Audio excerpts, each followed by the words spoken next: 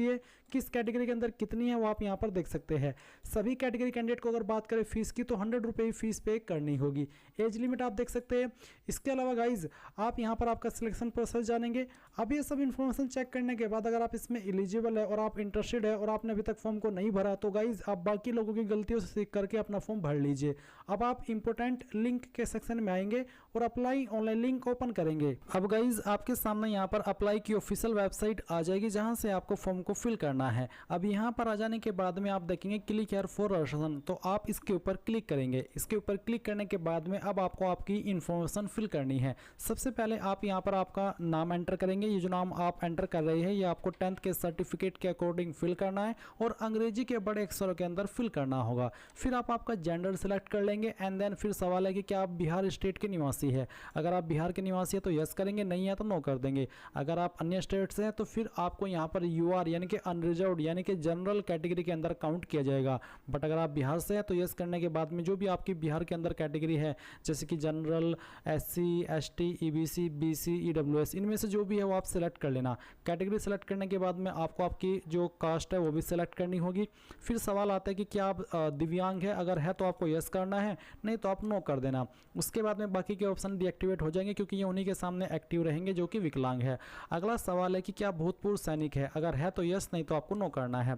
फिर सवाल आता है कि क्या आप 1 जनवरी 1963 के बाद एनसीसी से विमुक्त होने के बाद बिहार सरकार के अधीन कार्य किया है। अगर आपने किया है, आप ऐसे कैंडिडेट है तो यस कर देना, नहीं तो नो करेंगे। फिर सवाल आता है कि क्या आप बिहार सरकार के कर्मचारी हैं जिन्होंने कम से कम 3 साल की नियमित एवं रेगुलर सेवा की हो। अगर आप ऐसे कैंडिडेट है तो यस करना, नहीं तो यहाँ पर भी आप नो कर देंगे। फिर एक और सवाल है कि बिहार सरकारी कर्मचारी के बाद प्रयासों की संख्या, यानी कि अगर आप बिहार गवर्नमेंट एम्प्लॉयर उसके बाद में अटैम्प्ट दिए हैं 12/2022 के बाद के काउंट हो रहे हैं तो आप यहाँ पर बताएंगे कि कितने आपने अटैम्प्ट दिए हैं। बट आप तो फ्रेशर है, आप तो पहली बार यहाँ पर ये फॉर्म भर रहे हैं और ना आप बिहार के एम्प्लॉय है गवर्नमेंट, आप एक नॉर्मल कैंडिडेट है तो आप यहाँ पर 00 सेलेक्ट कर लेना। फिर आप आपका मोबाइल नंबर डालेंगे जो कि आप रजिस्टर करना चाहते हैं, उस नंबर को दोबारा डाल करके वेरीफाई करेंगे। अपनी ईमेल आईडी एंटर करेंगे, ईमेल आईडी को दोबारा डाल करके वेरीफाई कर देंगे एंड देन जो आपकी डेट ऑफ बर्थ है वो भी आपको कैलेंडर के ऊपर क्लिक करके सेलेक्ट कर लेनी है।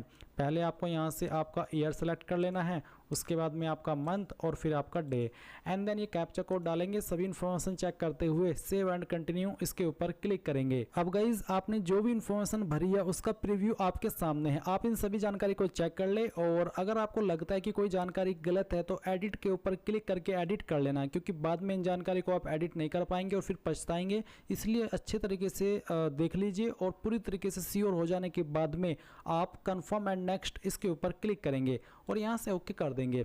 अब ओके करने के बाद में आपको आपकी रजिस्टर्ड ईमेल आईडी और आपके नंबर के ऊपर आपकी लॉगिन डिटेल सेंड कर दी है। साथ ही साथ रजिस्टर नंबर तो आप यहाँ पर अभी भी देख सकते हैं। तो आपको आपकी लॉगिन इन्फॉर्मेशन मिल गई है, तो जैसे ही मिल जाए आप यहाँ पर क्लिक हियर फॉर लॉगिन इसके ऊपर क्लिक करेंगे एंड देन आपको रजिस्टर नंबर के अंदर जो रजिस्टर नंबर अभी आपको मिला है वो यहाँ पर डालना है। जो पासवर्ड अभी आपको मिला है मैसेज के माध्यम से, ईमेल के माध्यम से, वो आप यहाँ पर फिल करेंगे। ये कैप्चा कोड फिल करेंगे और लॉगिन के ऊपर क्लिक करेंगे। अब गाइज आपके सामने यहाँ पर आपका डैशबोर्ड आ जाएगा और अभी आपको यहाँ पर आपकी बाकी की इन्फॉर्मेशन फिल करनी है। तो सबसे पहले यहाँ पर आपका जो फादर नेम है वो आप एंटर करेंगे। ये नाम भी आपको 10th के सर्टिफिकेट के अकॉर्डिंग भरना होगा।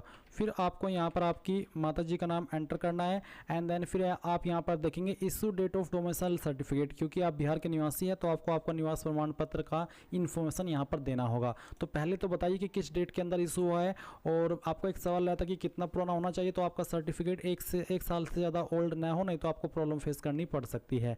इसके बाद आप देखेंगे issue number of domicile certificate, ये जो निवास प्रमाण पत्र संख्या ये आपको आपके जो आपका निवास प्रमाण पत्र है उसके ऊपर देखने को मिल जाएगी। फिर आती है कि कौन सी अथॉरिटी ने उसको जारी किया है, ये भी आपको आपके सर्टिफिकेट के ऊपर देखने को मिल जाएगा। जहां पर सक्षम अधिकारी लिखा होता है वहीं पर स्लैश लगने के बाद में लिखा होता है कि कौन सी पोस्ट के अधिकारी ने उसको जारी किया है। ये सर्टिफिकेट जनरली इन पोस्ट के अधिकारी द्वारा जारी होता है जो कि यहाँ पर मेंशन है, जैसे कि CO, RO, SDO, DM।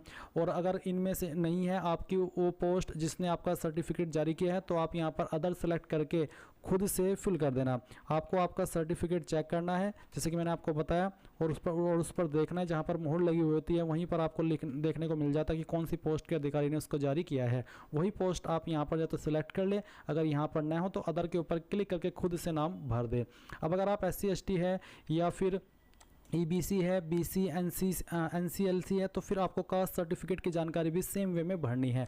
पहले आप यहाँ पर कास्ट सर्टिफिकेट नंबर देंगे, उसके बाद में किस डेट में आपका सर्टिफिकेट जारी हुआ है वो डेट सेलेक्ट कर लेंगे, किस पोस्ट के अधिकारी द्वारा जारी हुआ है वो आप यहाँ पर इस तरह से सेलेक्ट करेंगे। अगर आपका सर्टिफिकेट जिस अधिकारी के द्वारा जारी हुआ है वो यहाँ पर नहीं है वो पोस्ट, तो आप अदर के ऊपर क्लिक करके खुद से भर देना, जैसे कि भी आपने आपके निवास प्रमाण पत्र की जानकारी भरी है। अब यहाँ पर गाइज आपको कुछ और सवालों के आंसर करने हैं, जैसे कि यहाँ पर एक सवाल है कि क्या आप स्वतंत्रता सेनानी के आश्रित है, अगर है तो यस, नहीं तो आप नो कर देंगे। फिर आप यहाँ पर नीचे देखेंगे नेशनलिटी का ऑप्शन, तो आप इसमें इंडियन सेलेक्ट कर लेना। फिर पूछेंगे कि आपके पास आधार कार्ड है, तो आप यहाँ पर अगर है तो यस कर देना, और यस करने के बाद में आधार कार्ड का नंबर डाल देना। फिर पूछा है फोटो पहचान प्रमाण पत्र का प्रकार, आप यहाँ पर इनमें से कोई भी एक ID सेलेक्ट कर लीजिए। अगर आपके पास आधार कार्ड के अलावा कोई अन्य ID न हो तो आप आधार कार्ड सेलेक्ट करके उसी का नंबर आप यहां पर दे सकते हैं। और अगर आपके पास आधार कार्ड के अलावा कोई अन्य ID भी है, जैसे कि PAN card, passport, driving licence, तो वो आप ID सेलेक्ट कर ले और उसका नंबर आप यहां पर फिल कर दे। फिर है identification mark of the candidate, आपकी बॉडी के ऊपर ऐसा निशान जिससे आपकी बॉडी की पहचान होती है। ये निशान आपकी बॉडी के ऊपर कहीं पर भी हो सकता है, ये इसलिए लिया जाता है ताकि आप अपनी जगह पर किसी और से एग्जाम न दिलवा दे। उसके बाद में एक सवाल है कि क्या आपको कभी किसी प्रतियोगिता परीक्षा जैसे कि UPSC, राज्य आयोग, अन्य चयन आयोग से वंचित किया गया, यानी कि डिग्रेड किया गया, ब्लैक लिस्ट किया गया है, अगर हाँ तो यस, नहीं तो आप नो कर देंगे। फिर यहाँ पर आपको आपका प्रेजेंट एड्रेस फिल करना है, तो जो भी प्रेजेंट एड्रेस है वो आप यहाँ पर भर देना। एड्रेस के सेक्शन में एड्रेस, फिर आपका विलेज मोहल्ला, फिर आपका पुलिस स्टेशन, उसके बाद में आपका पोस्ट ऑफिस कौन सा है वो पोस्ट ऑफिस लिख देना। अपनी स्टेट यहाँ से आपको सिलेक्ट कर लेनी है, और फिर आपकी जो डिस्ट्रिक्ट है वो भी आप सिलेक्ट कर लेंगे, एंड देन आप आपका पिन कोड डाल देंगे। और गाइज अगर आपका प्रेजेंट एड्रेस और परमानेंट एड्रेस सेम है तो आप इस बॉक्स के ऊपर टिक कर देना। अगर आपका एड्रेस अलग अलग है तो आप अनटिक करके इस तरफ अपना परमानेंट एड्रेस भर देना। फिर आप सबमिट के ऊपर क्लिक करेंगे। सबमिट के ऊपर क्लिक करने के बाद जो जानकारी अभी आपने भरी उसका प्रीव्यू आपके सामने है। आप अगेन एक बार फिर से इन सभी जानकारी को चेक कर ले, जब आपको लगे कि सभी जानकारी सही है तो प्रोसीड फॉर पेमेंट के ऊपर क्लिक कर दे। अब इसके ऊपर क्लिक करने के बाद में यहाँ पर आपको पेमेंट की इन्फॉर्मेशन देखने को मिलेगी। आप सेलेक्ट कर लीजिए कि आप किस माध्यम से फीस पेमेंट करना चाहते हैं, जैसे कि SBI, ICICI या फिर एक्सिस बैंक, कोई भी आप पेमेंट मोड सेलेक्ट कर लेना। मैं यहाँ पर SBI सेलेक्ट करके प्रोसीड ऑनलाइन पेमेंट इसके ऊपर क्लिक करता हूँ और यहाँ से ओके कर देता हूँ। अब आपको काफ़ी सारे विकल्प मिल जाएंगे पेमेंट करने के, तो आप इनमें से जिस माध्यम का इस्तेमाल करके फीस जमा करना चाहे कर सकते हैं, जैसे कि debit card, internet banking, credit card या फिर UPI। अगर मैं UPI सेलेक्ट करता हूँ तो फिर यहाँ पर मैं UPI QR कोड सेलेक्ट करता हूँ और पे नाउ के ऊपर क्लिक करता हूँ। अब चलिए मैं आपको फी पेमेंट करके दिखाता हूँ। और ये जो मैं फीस पेमेंट कर रहा हूँ ये मैं इसलिए कर रहा हूँ ताकि आप लोग बिना गलती के इस फॉर्म को फिल कर सके, नहीं तो मैं पर्सनली ये फॉर्म नहीं भर रहा हूँ, बस आपको दिखाने के लिए भर रहा हूँ।